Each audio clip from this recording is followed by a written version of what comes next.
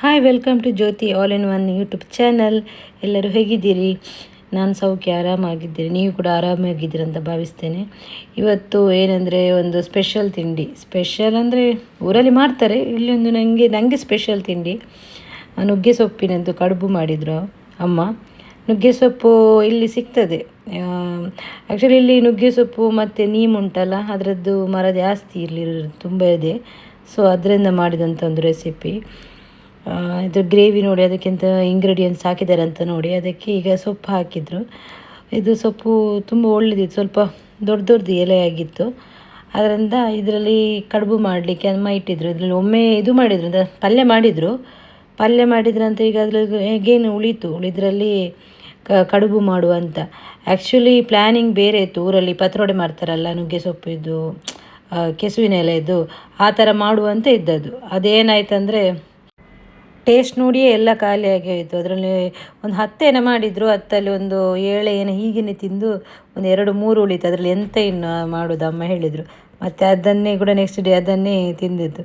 ತುಂಬ ಟೇಸ್ಟಿಯಾಗಿ ಇರ್ತದೆ, ಹೆಲ್ದಿ ಕೂಡ. ಒಮ್ಮೆ ಟ್ರೈ ಮಾಡಿ ಹೇಗೆ ಆಗಿದೆ ಅಂತ ನೀವು ಕೂಡ ಒಂದು ಕಮೆಂಟಲ್ಲಿ ಹೇಳಿ.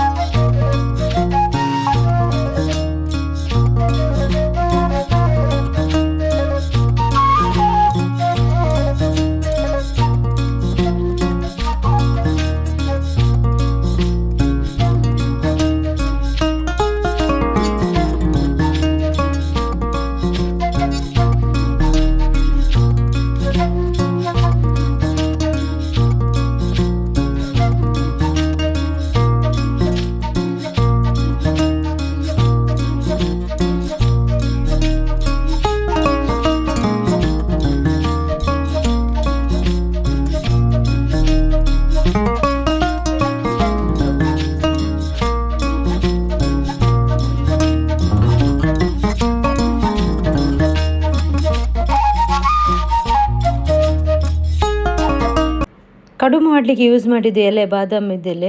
ಇದು ದೊಡ್ಡದಿತ್ತು ಎಲೆ. ಇದು ಅದರಲ್ಲಿ ಮಾಡಿದ್ದು.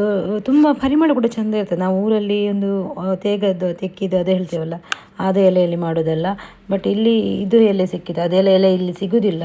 ಬಾಳೆ ಎಲೆಯಲ್ಲಿ ಮಾಡಬೇಕು. ಆ್ಯಕ್ಚುಲಿ ಇದು ತುಂಬ ಪರಿಮಳ, ಸ್ವಲ್ಪ ಟೇಸ್ಟ್ ಕೂಡ ಚೆಂದ ಇತ್ತು.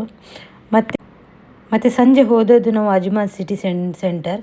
ಅಲ್ಲಿ ಹೀಗೇ ಹೋದದ್ದು, ಏನಿಲ್ಲ, ಸುಮ್ಮನೆ ಹೋಗೋದು. ಒಂದು ವೀಕೆಂಡ್ ಆ್ಯಕ್ಚುಲಿ ಎಲ್ಲರಿಗೂ ಕೂಡ ರಿಲೀಫ್ ಬೇಕಾಗ್ತದೆ. ವಾರ ಇಡೀ ಕೆಲಸ ಮಾಡ್ತೇವಲ್ಲ, ಮನೆಯಲ್ಲಿದ್ದವರಿಗೆ ಕೂಡ, ಕೆಲಸಕ್ಕೆ ಹೋಗುವವರಿಗೆ ಕೂಡ ಸ್ವಲ್ಪ ರಿಲೀಫ್ ಬೇಕೇ ಬೇಕು. ಸಂಡೇ ಅಂತೂ ಹೊರಗೆ ಹೋಗಬೇಕು. ಯಾಕೆಂದರೆ ಇಡೀ ದಿವಸ ಮನೆಯಲ್ಲಿ ಇದ್ದ ಹೆಂಗಸರು ಏನಂದರೆ ಮನೆಯದು ಕೆಲಸ ಆಗ್ತದೆ. ಆದರೆ ಆಫೀಸ್ ಹೋಗೋ ಗಂಡಸರಿಗೆ ಆಫೀಸ್ ಕೆಲಸ ಆಗ್ತದೆ. ಅವರಿಗೆ ಕೂಡ ಕಷ್ಟ, ನಮಗೆ ಕೂಡ ಕಷ್ಟವೇ. ಆದರೆ ಒಂದು ರಿಲೀಫ್ ಅಂತ ಖಂಡಿತ ಸಿಗಬೇಕು. ಇಲ್ಲದ್ರೆ ಎಷ್ಟು ದುಡಿದ್ರೂ ಕೂಡ ಆ್ಯಕ್ಚುಲಿ ಒಂದು ಮನಸ್ಸಿಗೆ ನೆಮ್ಮದಿ ಇಲ್ಲದಿದ್ದರೆ ಹೇಗೆ ಹೇಳಿ.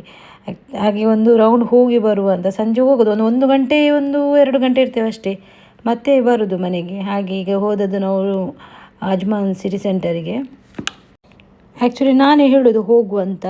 ಹಸ್ಬೆಂಡ್ ಹೇಳ್ತಾರೆ ಬೇಡ ಅಂತ ಹೇಳ್ತಾರೆ. ಅವರಿಗೆ ವರ್ಕ್ ಮಾಡಿ ಆಫೀಸಿದ್ದೆಲ್ಲ ಕೆಲಸ ಮಾಡಿ ಸಾಕಾಗಿ ಹೋಗ್ತದೆ, ಹಾಗೆ ಬೇಡ ಅಂತ ಹೇಳ್ತಾರೆ. ಅದೇ ವೀಕೆಂಡ್ ನನಗೆ ಹೋಗಬೇಕು ಎಂತಾದರೂ.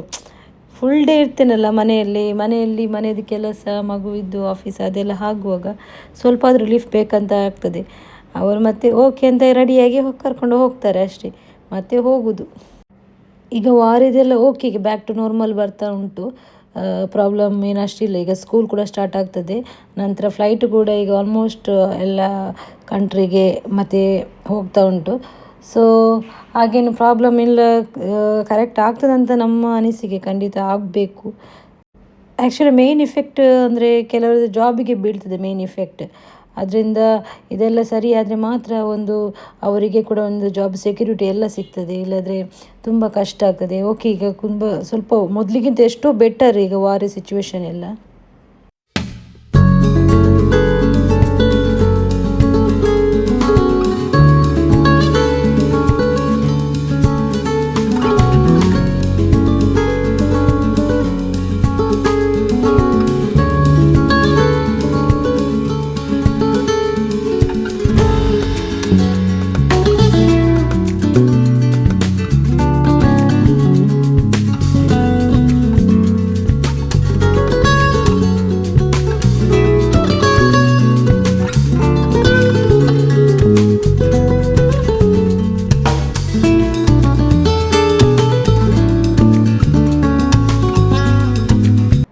ಮನುಷ್ಯ ಅಂದಮೇಲೆ ಪ್ರಾಬ್ಲಮ್ ಅಂತ ಇರೋದು ಖಂಡಿತ ಅದು. ಆದರೆ ಯಾವುದಕ್ಕೂ ನಾವು ಫೇಸ್ ಮಾಡಬೇಕು. ಅಂದರೆ ಇವತ್ತಿದ್ದ ಸಿಚುವೇಶನ್ ನಾಳೆ ಚೇಂಜ್ ಆಗ್ತದೆ, ಇವತ್ತಿದ್ದ ಪರಿಸ್ಥಿತಿ ನಾಳೆ ಸರಿ ಆಗ್ತದೆ. ಯಾವುದಕ್ಕೂ ಕೂಡ ಹೆದರಬಾರ್ದು. ತುಂಬ ಸಲ ನಾವು ಕುಗ್ತೇವೆ. ಅಂದರೆ ಒಂದು ಸಲ ನಮ್ಮ ಫ್ಯಾಮಿಲಿ ಪ್ರಾಬ್ಲಮ್ಮು, ನಂತರ ವರ್ಕ್ ಪ್ಲೇಸಲ್ಲಿ ಪ್ರಾಬ್ಲಮ್ ಎಲ್ಲ ಬರ್ತದೆ. ಆಗ ಮನುಷ್ಯ ಒಂದೇ ಹೇಳೋದು, ನಾವು ಧೈರ್ಯ ಬಿಡಬಾರ್ದು. ಯಾಕೆಂದರೆ ಯಾವತ್ತೂ ಶಾಶ್ವತ ಅಲ್ಲ. ಇವತ್ತಿದ್ದ ಮನುಷ್ಯ ನಾಳೆ ಇರೋದಿಲ್ಲ. ಖಂಡಿತ ಯಾವುದೂ ಶಾಶ್ವತ ಅಲ್ಲ, ಎಲ್ಲವೂ ಒಂದು ಕ್ಷಣಿಕ ಮಾತ್ರ. ಆದ್ದರಿಂದ ಯಾವುದಕ್ಕೂ ಹೆದರಬಾರ್ದು. ಹೆದರುವುದಕ್ಕೆ ಹೆದರಬೇಕು. ಆದರೆ ನಾವು ಅದರಿಂದ ಹೇಗೆ ಹೊರಗೆ ಬರೋದು, ಆ ಪ್ರಾಬ್ಲಮಿಂದ ಹೇಗೆ ನಾವು ಹೊರಗೆ ಬರೋದು, ಆ ಥರ ಥಿಂಕ್ ಮಾಡಿದರೆ ಯಾವುದು ಕೂಡ ಅಷ್ಟು ಕಷ್ಟ ಅನಿಸಲ್ಲ. ಒಮ್ಮೆ ನಾವೇ ಕೂತ್ಕೊಂಡು ಥಿಂಕ್ ಮಾಡಬೇಕು, ನಾನು ಯಾರು, ನಾನು ಈ ಜಗತ್ತಿಗೆ ಯಾಕೆ ಬಂದಿದ್ದೇನೆ, ನನ್ನಿಂದ ಏನಾಗಬೇಕು, ನಾನು ಲೈಫ್ ಹೇಗೆ ಇರಬೇಕು, ಆ ಥರ ಥಿಂಕ್ ಮಾಡಿ. ಖಂಡಿತ ಒಂದು 10 ಮಿನಿಟ್ಸಿಗೆ ಥಿಂಕ್ ಮಾಡಿದರೆ ಯಾವುದು ಟೆನ್ಷನ್ ಇದ್ದರೂ ಕೂಡ ಹೋಗ್ತದೆ. ನಮ್ಮ ಮೇಲೆ ನಮಗೆ ಕಾನ್ಫಿಡೆಂಟ್ ಬರ್ತದೆ. ನಾನು ಹಾಗೇನೆ ಎಂತಾದರೂ ಇದ್ದರೆ ನನ್ನಷ್ಟಕ್ಕೆ ನಾನು ಕೂತ್ಕೊಳ್ಳೋದು. ಯಾಕೆ ಬೇರೆಯವರೆಲ್ಲ ಎಂತೆಂತ ಮಾತಾಡ್ತಾರೆ ಅಂತ ನಾವು ಥಿಂಕ್ ಮಾಡಬೇಕು. ನಾವು ಎಂತಂತ ನಮಗೆ ಗೊತ್ತುಂಟಲ್ಲ, ಸಾಕು. ನಾವು ಅದರ ಬಗ್ಗೆನೇ ಬೇರೆಯವರು ಮಾತಾಡ್ತಾರೆ ಅಂತ ಹೇಳಿ ಅದರ ಬಗ್ಗೆ ಥಿಂಕ್ ಮಾಡಿದರೆ ನಮ್ಮ ಲೈಫ್ ಹೋಗ್ತದೆ, ನಮ್ಮ ಆರೋಗ್ಯ ಹಾಳಾಗ್ತದೆ.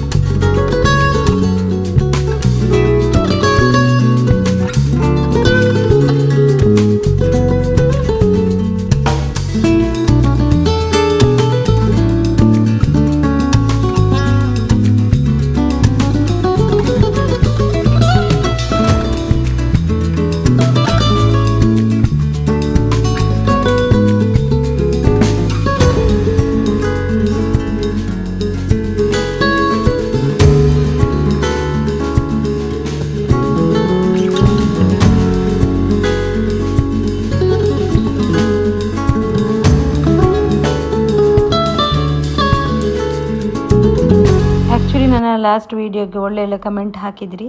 Thank you so much. ನಿಮಗೆಲ್ಲ ದೇವರು ಒಳ್ಳೇದು ಮಾಡಲಿ. ಆ್ಯಕ್ಚುಲಿ ವೀಡಿಯೋಕ್ಕೆ ಕಮೆಂಟ್ ಹಾಕಿದ್ದೀರಂತ ನಾನು ಹೇಳ್ತಾ ಇಲ್ಲ, ಬಟ್ ಎಂತ ಖುಷಿ ಆಗ್ತದೆ ನನಗೆ, ನಿಮಗೆ ಅದು ಬ್ಲೆಸ್ ಒಂದು ದೇವರದ್ದು ಕೂಡ ಸಿಗಲಿ ಅಂತ. ಕೆಲವರು ಎಣಿಸ್ಬೋದು ಇವಳು ವೀಡಿಯೋಗೋಸ್ಕರ ಇದು ಮಾಡ್ತಾಳಂತ. ನೋ, ನಥಿಂಗ್, ಹಾಗೇನಿಲ್ಲ. ನನಗೆ ಖುಷಿ ಆಗ್ತದೆ. ನಾನು ಹಾಗೆ ಹೇಳುವಾಗ ನನಗೆ ಹ್ಯಾಪಿ ಆಗ್ತದೆ. ನನಗೆ ಎಂತ ಹ್ಯಾಪಿ ಆಗ್ತದೆ ನಾನು ಅದು ಹೇಳಿಬಿಡ್ತೇನೆ. ಅದರಲ್ಲಿ ನಾನು ಯಾವುದು ಕೂಡ ಹೈಡಿಲ್ಲ, ನಾನು ಸ್ಟ್ರೈಟಾಗಿ ಮಾತಾಡೋದು. ಅದರಲ್ಲಿ ಹಿಂದೆ ಮುಂದೆ ಒಂದು ಮಾತಾಡಿ ನನಗೆ ವೀಡಿಯೋ ಮಾಡಬೇಕಂತ ಅವಶ್ಯಕತೆ ಕೂಡ ಇಲ್ಲ. ಸೊ ಥ್ಯಾಂಕ್ಸ್, ನಿಮಗೆ ತುಂಬ ಥ್ಯಾಂಕ್ಸ್. ನನ್ನ ವೀಡಿಯೋವನ್ನು ತುಂಬ ನೋಡ್ತಿರಲ್ಲ, ಅದರಿಂದ ಕಮೆಂಟಲ್ಲಿ ಕೂಡ ಹೇಳ್ತಿರಲ್ಲ. Thank you so much. ಹೀಗೆ ಯಾವತ್ತೂ ನನಗೆ ಒಂದು ಸಪೋರ್ಟ್ ಆಗಿರಿ ಅಂತ ಹೇಳ್ತಾ ಇವತ್ತಿನ ಲಾಗನ್ನು ಇಲ್ಲಿಗೆ ನಾನು ಎಂಡ್ ಮಾಡ್ತಿದ್ದೇನೆ. Thanks for watching. Bye bye, take care.